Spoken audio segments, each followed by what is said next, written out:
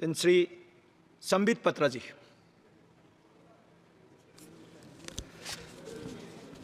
आप सभी को प्रणाम। पीठासीन महोदय, आपको बहुत धन्यवाद। राष्ट्रपति महोदया के अभिभाषण पर आपने मुझे धन्यवाद प्रस्ताव पे बोलने का सुअवसर दिया है। आज मैं इस सदन को भी धन्यवाद देना चाहूँगा कि आज 1 जुलाई को, जो कि डॉक्टर्स डे भी है, एक बहुत बड़ी चिकित्सा का काम गुलामी के खिलाफ हुआ है। गुलामी की मानसिकता जिसमें बचपन से हम आईपीसी और सीआरपीसी सुना करते थे, अब हम आईपीसी और सीआरपीसी नहीं सुनेंगे, हम भारतीय न्याय संहिता सुनेंगे, हम भारतीय नागरिक सुरक्षा संहिता सुनेंगे। स्वाभाविक रूप से ये एक बहुत बड़ा बदलाव है। मुझे दुख इस बात का है और मुझे कई बार कष्ट इस विषय को लेकर होता है कि ये बातें सुनने में छोटी छोटी लगती होंगी, ये बातें सुनने में शायद महत्वपूर्ण नहीं लगता होगा कि आईपीसी और सीआरपीसी था, भारतीय न्याय संहिता हो गया तो क्या बदलाव हो गया। ये एक बहुत बड़ी छलांग है, ये मानसिकता में परिवर्तन है। आप सोच के देखिए, अंग्रेजों द्वारा बनाया गया कानून घसीटते हुए हम हिंदुस्तान के 75 वर्ष आज़ादी के हो गए थे, फिर भी हम उसे घसीटते हुए ले जा रहे थे। एक नरेंद्र मोदी को आना पड़ा बतौर प्रधानमंत्री यह सोचने के लिए कि we have to change this mentality, we have to come above this and we have to in a way and this enslaving mentality of the society of India. I thank the Prime Minister, I thank the Home Minister, and I thank each and every one of you for supporting this. सभापति महोदय, तीसरी बार मोदी जी की सरकार बनी है और हर जगह खुशी का माहौल है। हम भी खुश हैं, स्वाभाविक रूप से सरकार बनी, हम खुश हैं। देश की जनता तो खुश है ही कि मोदी जी की सरकार बनी। और विडंबना देखिए, जिनको हम सोच रहे थे कि दुखी होंगे कि हमारी सरकार बनी है और उनकी सरकार नहीं बनी, वो भी खुश है। तो मुझे तो समझ में नहीं आ रहा है, अगर चहुंदिक दिशा में खुशी का वातावरण है, हम खुश, देश खुश, वो भी खुश है, तो खतरे में कौन है और भयभीत कौन है? किसी को भयभीत नहीं होना चाहिए बंधु। आप तो खुश हैं, आप तो खुशी जाहिर कर रहे हैं, और डबल खुशी तो हमारे पास है। हमारे पास खुशी इस बात की भी है कि हमने सरकार बनाई है, और खुशी इस बात की भी है कि एलओपी राहुल जी बने। डबल खुशी है। और एक राहुल जी नहीं बने हैं, दो राहुल जी। आज एक राहुल जी ने कहा मैं आज एक नहीं हूं, मैं दो। जब एक राहुल से इतना बड़ा एसेट का आपने प्राप्ति हुई थी, आप सोचिए 2 राहुल से इस देश को कितना लाभ होगा। और मुझे लगता है हमारे जो विपक्ष के साथी हैं उन्हें भी 2 राहुल से बहुत ही लाभ होगा। नहीं, अच्छी बात है। देखिए, राहुल जी एक एसेट हैं, इसमें कोई दो मत नहीं। मुझे लगता है विपक्ष के मेरे साथी भी इससे सहमत होंगे कि Rahul ji is an asset. Now we have double assets. बंधुगण, मुझे कष्ट इस बात का होता है, मित्रों, मुझे कष्ट इस बात की होती है कि ये दुखी इस विषय से नहीं है, ये दुखी इस विषय से नहीं है कि सरकार उनकी नहीं बनी। बिकॉज आज राहुल जी ने कहा है कि मैं खुश हूं, we are happy and we are contented. हमें खुशी है कि हम अपोजिशन में है। वो दुखी इस बात से नहीं है कि सरकार उनकी नहीं बनी, वो दुखी इस बात से है कि ये डूब क्यों नहीं रहे हैं, इनका 400 पार क्यों नहीं हुआ है। मतलब ये खुशी मना रहे हैं इस बात को लेकर कि इनका 400 पार नहीं हुआ है, और इस विषय को लेकर वो दिवाली मना रहे हैं। आप सोच के देखिए, 3 टर्म से समुद्र के गर्त पे पड़े हुए हैं और ऊपर देख रहे हैं कि इनके जहाज में छेद कब होगा, इनके जहाज में छेद कब होगा और ये कब डूबेंगे। ये खुद तैरने की कोशिश नहीं कर रहे हैं। मुझे लगता है कि हमें भी ईश्वर से और आज शिव जी से प्रार्थना करनी चाहिए कि अगर राहुल जी प्रसन्न है, विपक्ष में रह के प्रसन्न है, तो उनकी प्रसन्नता अनंत काल तक बरकरार रहे।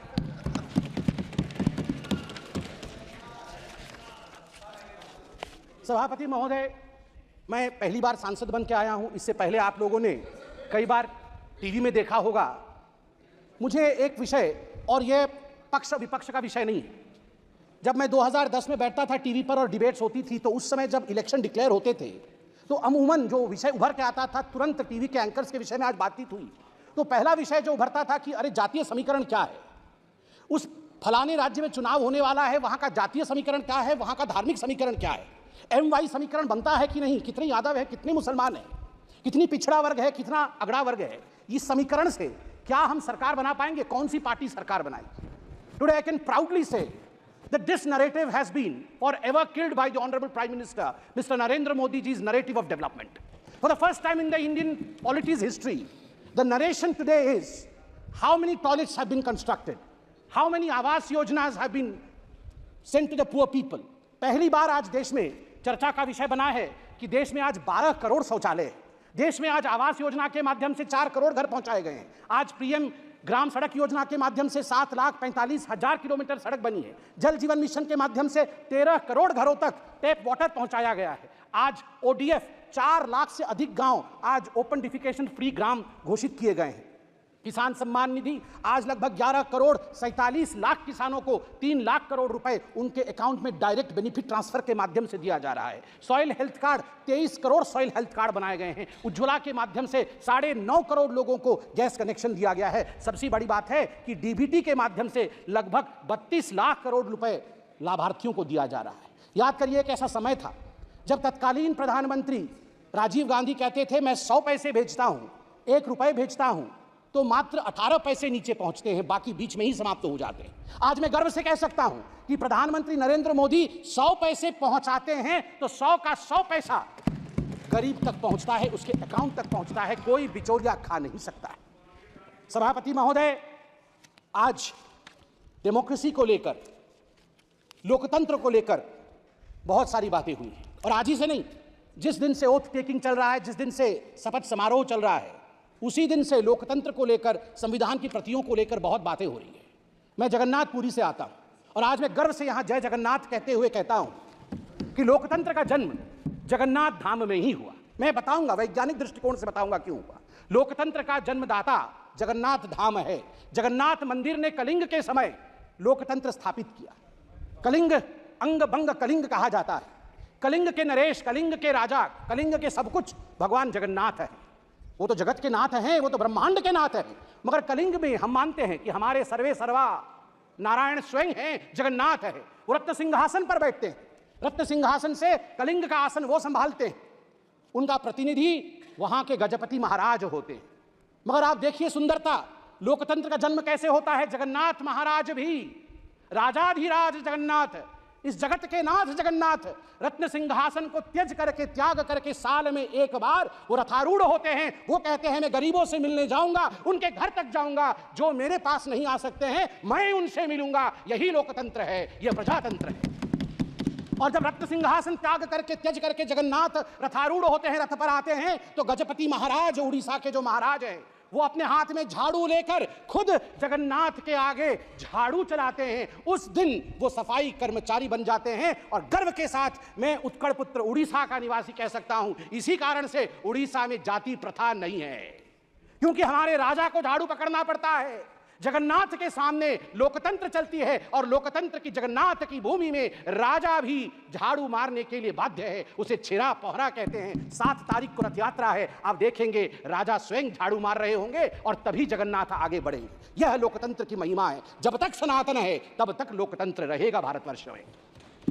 जगन्नाथ धाम एक ऐसा धाम है, लोकतंत्र के सीख के लिए, अध्यात्म की सीख के लिए आदि शंकराचार्य से हम सब के गुरु गुरु नानक महाराज जी ने भी वहां पधारा था। नीलकंठ वर्णी जी ने भी वहां पधारा था। ऐसे कोई गुरु नहीं जो वहां नहीं आए और वहां से शिक्षा दीक्षा लेकर नहीं गए। और आज मैं फक्र के साथ कह सकता हूं, मेरे प्राजी वहां बैठे हुए हैं सभी, जब 1506 में गुरु नानक देव जी जगन्नाथपुरी आए थे और जब वो अंदर गए थे मंदिर भगवान के दर्शन करने, उस समय आरती चल रही थी। उस भव्य आरती को देखने के पश्चात अनायास ही गुरु नानक देव जी के मुख से आरता निकला था, जो अपने आप में आज इतिहास है। गगन में थाल रव चंद दीपक बने, तारका मंडल जनक मोती, धूप मले आन लो पवन चवरो करे, सगल बन राय फुलंत ज्योति, कैसी आरती होए भव कंडना तेरी, कैसी आरती होए अनहद शब्द बाजत भेरी, कैसी आरती होए तेरी। गुरु नानक देव जी कह रहे कैसी आरती तेरी, भव्य आरती है। भव खंडना, भय खंडन करने वाला। आप सोच के देखिए, आज भय के विषय में बात हो रही है। अनादि काल से इस भय को खंडन करने का काम महादेव ने किया है। इस भय को खंडन करने का काम उस सनातन ने किया है, जिस सनातन को मिटाने के विषय में आज ये लोग कह रहे थे और अनेकों वर्षों से सनातन के विरोध में कह रहे थे। मैं केवल और कुछ शब्द कह के अपने विषय को शांत करूंगा। सभापति महोदय, आज मुझे बड़ी तकलीफ हुई कि हिंदू धर्म को लेकर आज यहां पर जिस प्रकार से विषय रखा गया है, यह अनुचित है। आज यहां राहुल गांधी जी ने सभी के सामने कहा कि हिंदू धर्म को मानने वाले जो अपने आप को हिंदू कहते हैं वो हिंसक है।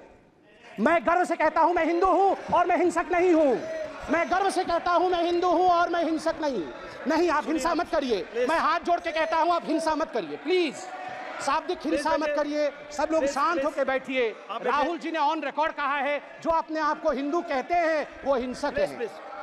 ऑन रिकॉर्ड राहुल जी ने कहा है जो अपने आप को हिंदू कहते हैं वो हिंसक है। मैं ये कह दूं यहां पर, हिंदुओं ने कभी हिंसा नहीं की। सर्वे भवन्तु सुखिनः, सर्वे सन्तु निरामया, सर्वे भद्राणि पश्यन्तु मा कश्चित् दुःख भाग् भवेत्। हमेशा ब्रह्मांड की कल्याण की चिंता हिंदुओं ने की है। मुझे कष्ट इस बात का भी हुआ कि डीएमके ने आज हिंदुओं पे पुनः यहां आघात किया है। राजा साहब ने अपने भाषण में यह कहा कि हिंदू महिलाओं को एंस्लेव करती है। नहीं, हिंदू महिलाओं को देवी के रूप में पूजा करती है, उपासना करती है। दुर्गा, सरस्वती, लक्ष्मी, विमला, ये माताएं हैं हमारी। हमने कभी एंस्लेव नहीं किया है। ये बहुत गलत है। और मुझे लगता है राहुल गांधी ये नहीं जानते हैं कि शिव जी त्रिशूल क्यों रखते हैं। राहुल गांधी जी ने कहा शिव जी का त्रिशूल नॉन वायलेंस का त्रिशूल है। ना राहुल जी, हमारे सभी देवी देवता एक हाथ में शास्त्र रखते हैं और दूसरे हाथ में दंड या शस्त्र भी रखते हैं। यदि शास्त्र का पालन ना हो, धर्म का पालन ना हो, तो फिर शस्त्र उठा करके दंड देने का संवैधानिक प्रयोजन अनादिकाल से हमारे देवी देवताओं के पास था। इसलिए भय बिनु प्रीति नहीं हो सकता है। प्रीति करना होगा, इस देश से करना होगा, इस देश का जिंदाबाद करना होगा। चिल्लाइए मत, पीछे वो बैठे हैं जिन्होंने इन कहा था। ना ना ना ना, बिल्कुल सही कह रहा हूं जी। आपने यहाँ शपथ में कह दिया। मुझे तो डर इस बात का है कि वह दिन भी दूर नहीं जब आप में से कोई यहाँ भी कह दे। भरोसा नहीं है। आप लोग धिक्कार का विषय है, धिक्कार का विषय है। यदि आप यहाँ पर जो संवैधानिक प्रक्रियाएं हैं उसको ताक पे रख करके आपने, और आप लोगों ने कहा सेंगोल हटा दीजिए, आप लोगों ने कहा सेंगोल हटा दीजिए। सेंगोल मतलब समझते हैं आप? सेंगोल एक तमिल शब्द है जिसका अर्थ है सिमाई। सिमाई मतलब राइटियसनेस, न्याय का दंड है। ये धर्म का दंड है। धर्म मतलब हिंदू, मुस्लिम, सिख, ईसाई नहीं। धर्म मतलब धारयति इति धर्म, जो धारण करता है न्याय को, वो धर्म है। ये दंड न्याय को धारण करता है। ये कभी ना हटेगा, ना हटने की इसके स्वप्न कोई देख सकता है। इतना ही कह के मैं पीठासीन को नमन करके धन्यवाद देता हूं।